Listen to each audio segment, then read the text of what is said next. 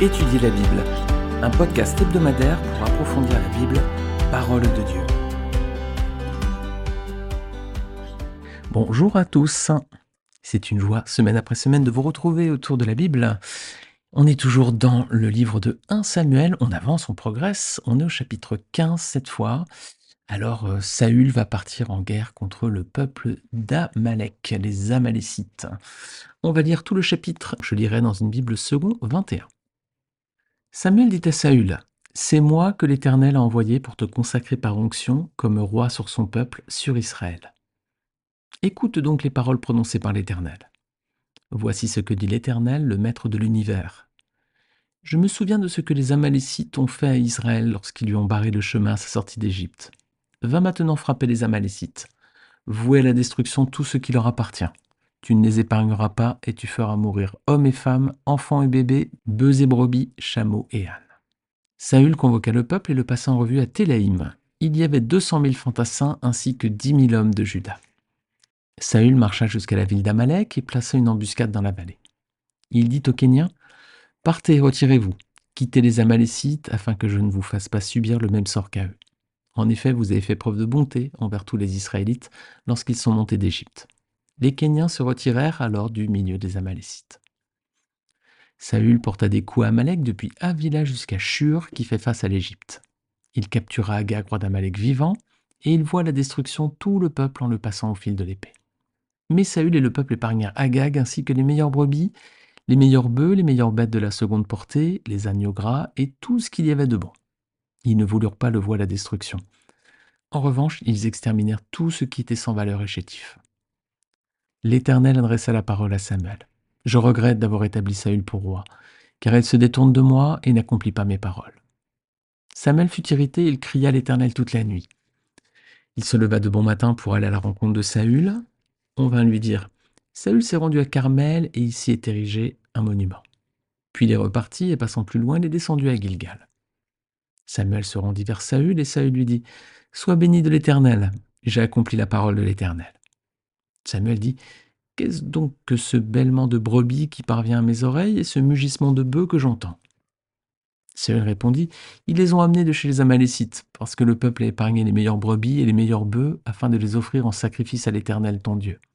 Le reste, nous l'avons voué à la destruction. » Samuel dit à Saül « Arrête, je vais te révéler ce que l'Éternel m'a dit cette nuit. » Saül lui dit « Parle. » Samuel dit « Alors que tu étais petit à tes propres yeux, n'es-tu pas devenu le chef des tribus d'Israël? Et l'Éternel ne t'a-t-il pas désigné par onction pour que tu sois roi sur Israël? L'Éternel t'avait envoyé en disant « Va vouer à la destruction ces pécheurs que sont les Amalécites. Tu leur feras la guerre jusqu'à ce que tu les aies exterminés. Pourquoi n'as-tu pas écouté l'Éternel?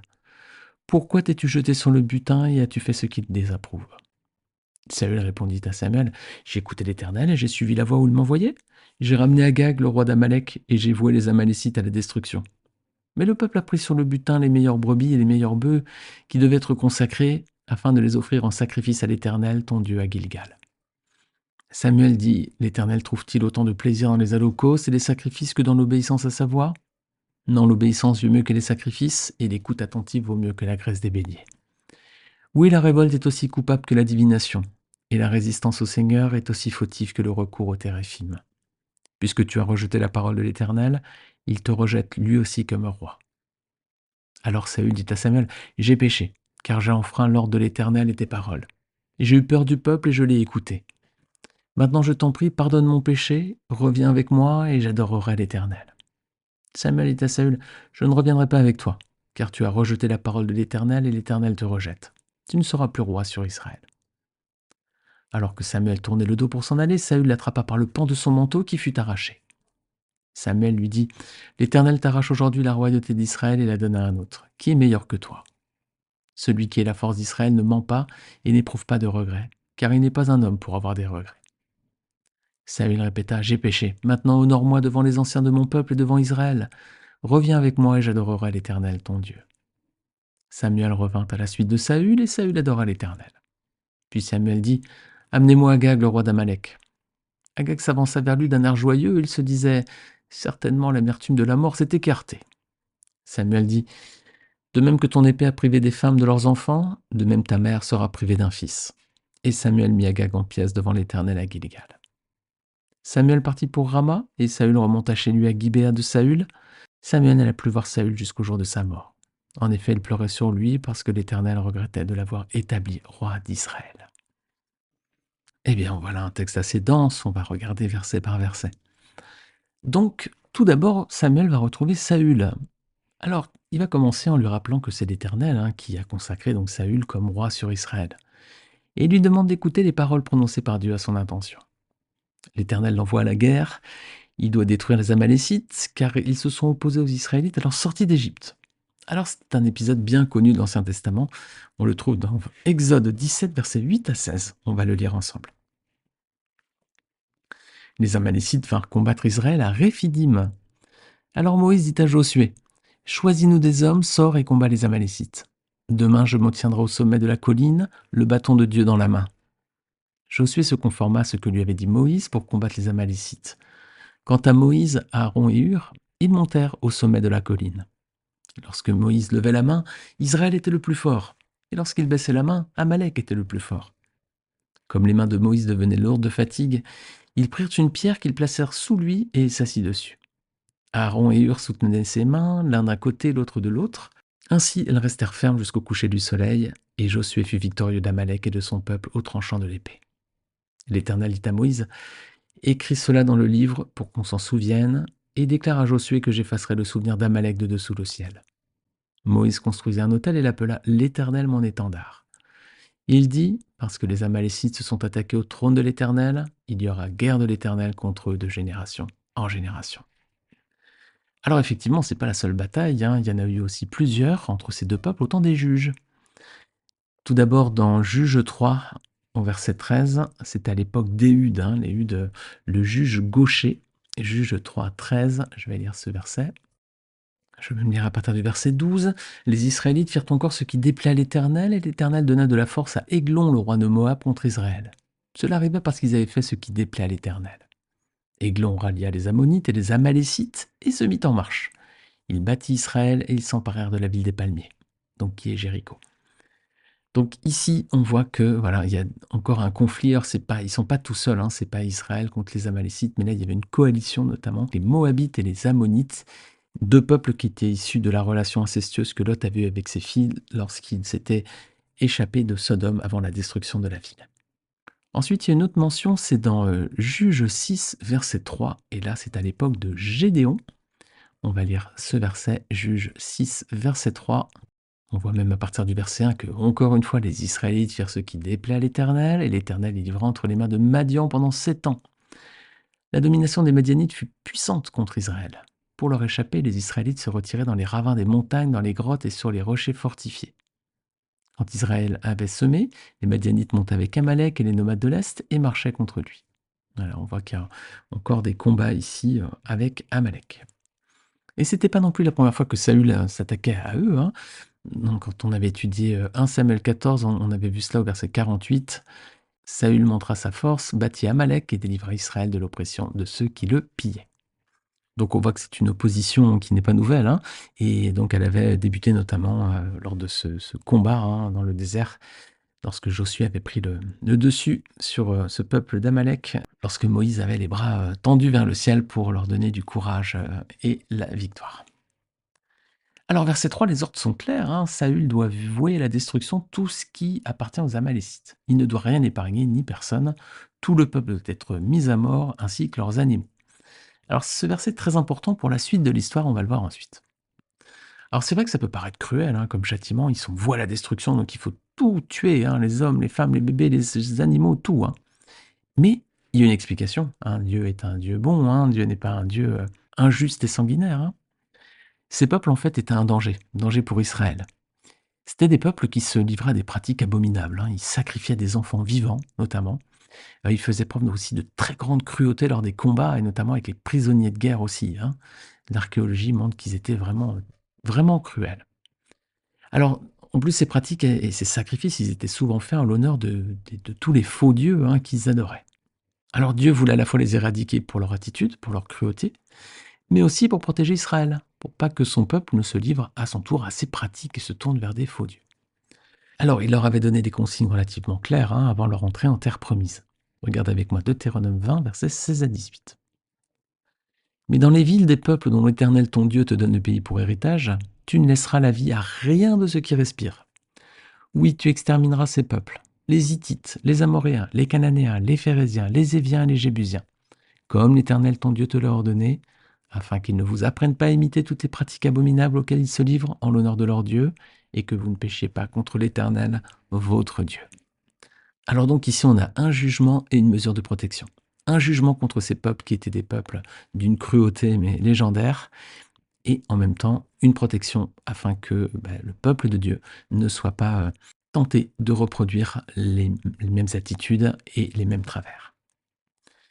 Alors verset 4, Saül va rassembler son armée, donc 200 000 fantassins et 10 000 hommes de Juda, donc ils étaient bien plus nombreux que l'armée précédente que s'était faite Saül, il s'était réservé 3 000 hommes, rappelez-vous, on avait vu ça dans 1 Samuel 13, verset 2. Alors, versets 5 et 6, Saül va placer une embuscade à proximité de la ville d'Amalek. Alors il va au préalable mettre à l'abri certaines personnes. Lesquelles? Regardez bien, ce sont les Kéniens. Alors, contrairement aux Amalécites, les Kéniens, ils avaient fait preuve de bonté envers les Israélites à leur sortie d'Égypte. Alors ça nous rappelle aussi comment les Israélites avaient traité Rahab et sa famille lors de la prise de Jéricho. Comme Rahab avait fait preuve de bonté, elle avait été sauvée et mise à l'abri avec toute sa famille. Alors les Kéniens, on retrouve des traces, notamment à l'époque des juges. Rappelez-vous, Jaël, c'est cette femme qui a tué Sisera. Sisera qui était venue se cacher dans sa tente, il s'était endormi et elle lui avait planté un pieu dans la tête. Histoire assez rude, violente. C'était donc à l'époque des juges, Juge 5, verset 24. Jaël était kénienne, ou du moins elle était mariée à un Kénien. Voilà. Elle est mentionnée donc à ce titre dans le cantique de Déborah. Regardez Juge 5, verset 24. La femme de Héber le Kénien soit bénie parmi les femmes, qu'elle soit bénie parmi les femmes qui habitent sous les tentes. Alors justement, son époux Héber et les Kéniens descendaient de Hobab, qui était le beau-frère de Moïse. Donc le beau-frère de Moïse était kénien. Regardez avec moi, Juge 4, verset 11. Héber le Kénien s'était séparé des autres Kéniens qui descendaient de Hobab, le beau-frère de Moïse, et il s'était rendu jusqu'aux chaînes de Tsanaïm, près de Kédesh, pour y dresser sa tente. Donc c'est peut-être une des raisons pour lesquelles les deux peuples semblaient entretenir de bonnes relations. Alors les Amalécites et les Kéniens vont toutefois connaître deux destins différents. C'est Balaam, le prophète, qui a donc prophétisé sur ces deux peuples. On trouve ce passage dans Nombre 24, versets 20 à 22. Balaam vit Amalek et il prononça son oracle. Amalek est la première des nations, mais un jour il sera détruit. Balaam vit les Kéniens et il prononça son oracle. Ton habitation est solide et ton nid est posé sur le rocher, mais le Kénien sera chassé quand l'Assyrien t'emmènera prisonnier. Voilà, on en sait un petit peu plus ici sur la suite de l'histoire concernant ces deux peuples. Alors, versets 7 et 8, à présent que les Kéniens se sont placés à l'écart, Saül va attaquer Amalek. Les combats vont avoir lieu depuis Havila jusqu'à Shur. Alors, ce sont deux villes qui sont mentionnées à plusieurs endroits dans l'Ancien Testament. Havila est mentionnée dans la Genèse. Visiblement, cette ville donc était à proximité du Jardin d'Éden, et c'était une région riche en or. Regardez, Genèse 2, versets 10 à 12. Un fleuve sortait d'Éden pour arroser le jardin, et de l'aile se divisait en 4 bras. Le nom du premier est Pichon. Il entoure tout le pays de Havila où se trouve l'or. L'or de ce pays est pur. On y trouve aussi le bdellium et la pierre d'onyx. Voilà, c'est une région donc qui était proche du jardin d'Éden. Et ensuite, on a Shur. Alors Shur, qui est aussi mentionné dans la Genèse. C'est là notamment que l'ange de l'Éternel va retrouver Agar lorsqu'elle s'est enfuie de chez sa maîtresse Sarai. Elle était enceinte d'Ismaël. Et elle s'était enfuie une première fois au désert. Regardez avec moi Genèse 16, verset 8. L'ange de l'Éternel la trouva près d'une source d'eau dans le désert, près de la source qui est sur le chemin de Shur. Voilà, la ville est mentionnée ici. Et elle revient encore une fois, cette ville, un petit peu plus loin, toujours en lien avec Ismaël. Regardez, Genèse 25, 18, on voit que les descendants d'Ismaël ont ensuite habitué cette partie du territoire bien précise.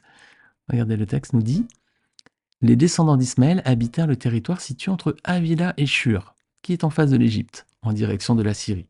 Il s'établit en face de tous ses frères. » Donc ici, on voit que c'est la même zone, Havila Shur, en face de l'Égypte, c'est ce que mentionne également le texte de 1 Samuel. Alors, verset 9, Samuel va capturer le roi Agar et voit la destruction de tout le peuple en le passant au fil de l'épée. Est-ce que Saül et le peuple font-ils tout ce que l'Éternel leur a demandé? Eh bien non. parce qu'ils exterminent tout ce qui est sans valeur et chétif, mais ils épargnent Agar, et ils épargnent aussi les meilleures brebis, les meilleurs bœufs, les meilleures bêtes, les agneaux gras et tout ce qu'il y avait de bon finalement. Alors, qu'avait demandé l'Éternel? Regardez, on relit le verset 3. Va maintenant frapper les Amalécites, vois la destruction, tout ce qui leur appartient. Tu ne les épargneras pas et tu feras mourir hommes et femmes, enfants et bébés, bœufs et brebis, chameaux et ânes. Alors, c'est pas ce qu'ils ont fait. Ils ont désobéi. Alors, est-ce que c'est le peuple seul qui a pris cette initiative donc de épargner Agag et puis les meilleures brebis? Non, hein, le texte indique bien que c'est Saül et le peuple qui épargnèrent Agag ainsi que les meilleures brebis, etc. Donc Saül était bien coupable lui aussi. On est donc ici clairement face à un acte de désobéissance vraiment prononcé, quoi.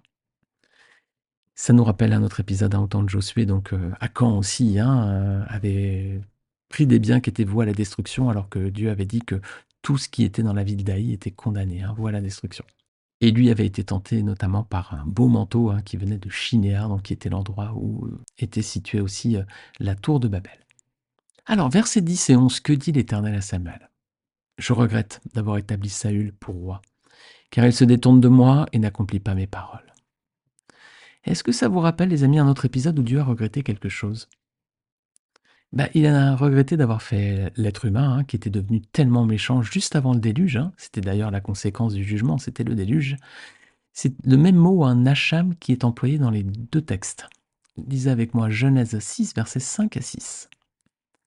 L'Éternel vit que les hommes commettaient beaucoup de mal sur la terre et que toutes les pensées de leur cœur se portaient constamment et uniquement vers le mal. L'Éternel regretta d'avoir fait l'homme sur la terre et eut le cœur peiné. Voilà, donc le mot ici regretta, regret, c'est Nacham, donc c'est le même mot. Et quelle époque, les amis, vous vous rendez compte, le texte nous dit bien que toutes les pensées de leur cœur se portaient constamment et uniquement vers le mal. Ils ne faisaient que ça, quoi. Aujourd'hui, on a l'impression qu'on vit une époque horrible, mais faut quand même pas dire que les hommes ont le cœur constamment et uniquement tourné vers le mal. Heureusement, il y a quand même des belles choses. Alors, verset 12, Samuel est irrité, il a crié à l'Éternel toute la nuit. Alors ça, c'est un bel exemple de ténacité. On voit que Samuel était vraiment un homme de foi et de prière. Toute la nuit, il a crié à l'Éternel. Est-ce qu'on est aussi endurant dans la prière, les amis? Je ne sais pas. En tout cas, Samuel est un bel exemple d'homme de foi et de prière. Contrairement à Saül, on voit que lui, c'est tout l'opposé. Il n'est pas du tout consacré. Il est consacré en apparence, mais le cœur n'y est pas, clairement. Eh bien, c'est ce qu'on verra la semaine prochaine dans la suite de cette étude, parce que voilà, c'est un chapitre assez dense, il y a beaucoup de choses à voir, et on arrive juste là au verset 12. Il y a encore beaucoup de versets à traiter, on va les regarder la semaine prochaine. On va se garder la suite pour le prochain épisode. Voilà, méditons bien en attendant sur le personnage de Saül, un personnage prompt à ne pas obéir à l'Éternel. On voit que déjà ici, l'Éternel lui a dit quelque chose et il fait autre chose. Alors sous couvert, on verra la semaine prochaine, de consécration, en disant on a gardé toutes les bêtes, etc., pour les offrir en holocauste. Mais le Seigneur n'avait pas demandé, de toute façon. Donc attention, les amis, à ça aussi, soyons obéissants, soyons attentifs à ce que nous dit le Seigneur et cherchons toujours à faire sa volonté, ce qu'il demande et ce qui est juste à ses yeux, et pas ce qui serait juste à notre regard ou à notre compréhension.